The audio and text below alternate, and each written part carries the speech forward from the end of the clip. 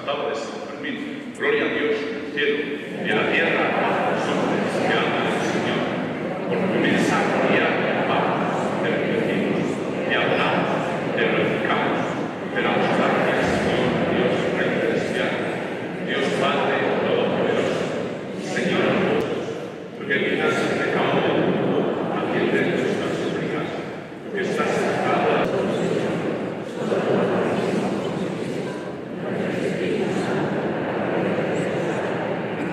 Señor Dios nuestro, que coronaste de inmortalidad al obispo San Pedro, porque atendió tu palabra y mantuvo el combate.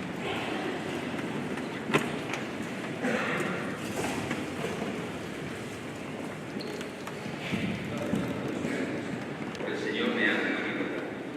Me ha enviado para dar la buena noticia a los que sufren, para vendar los corazones desgarrados, para proclamar la amnistía a los cautivos y a los prisioneros la libertad, consolar a los afligidos de Sion, para cambiar su ceniza en corona, su traje de luto en perfume de...